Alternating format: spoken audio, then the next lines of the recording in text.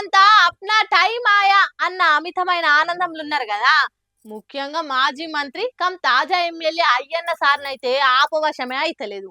మంత్రి పదవి రాకున్నా బాధ లేదు గాని నన్ను జైల్లో పెట్టిన జగన్ ను కటకటాలకు పంపేదాకా నా కడుపు సల్లబడదని అంటున్నాడు.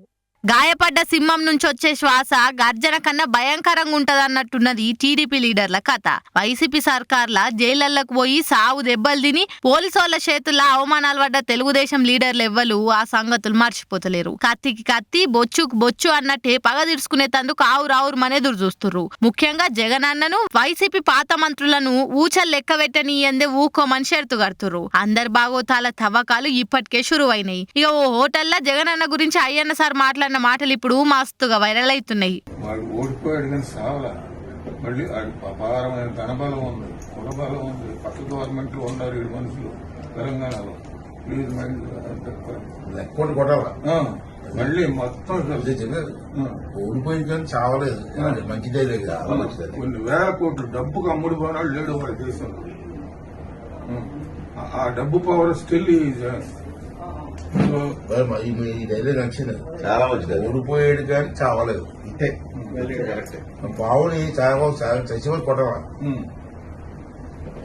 దానికి బావుని వదలరా, చచ్చిపోయి కొట్టరా అంటారు. దానికి నేను ఎందుకు చెప్పానంటే మీరు కరెక్ట్ గా రిసీవ్ చేసుకుంటారు, మిగతా వాళ్ళు చేసుకుంటారు.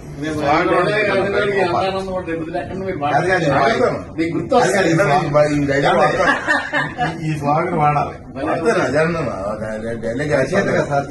జగన్ ఓడిండు గాని సావలే, సచ్చేదాకా కొట్టాలే, అప్పుడే వైసీపీ కథమైతది. ఆయనకు జన కుల బలం మస్తుంది. అంతేకాదు తెలంగాణ కాంగ్రెస్ లీడర్లు కూడా చాలా మంది ఆయనకు దగ్గరోళ్లే. వాళ్ళు కూడా జగన్ కు సాయం చేస్తారు అనుకుంటా పక్క పొంట ఆయనకు చెప్తుండు. అంటే జగన్ అన్న ఓడిపోయినా కూడా ఆయనను తక్కువ అంచనేస్తలేరని అయ్యన్న సార్ మాటలను బట్టి అర్థమవుతున్నది. ఇప్పుడే ఏమైంది, ముంగట ఇంకా జోరుగుండేటట్టున్నది ఆంధ్ర పాలిటిక్స్. బాబు సార్ ను జైల్లో పెట్టినందుకు లోకేష్ అన్న చెవులు కూడా మూద్దామని చూసిన దానికి చెల్లు చేయకుండానైతే ఇడిచేటట్టు లేరు.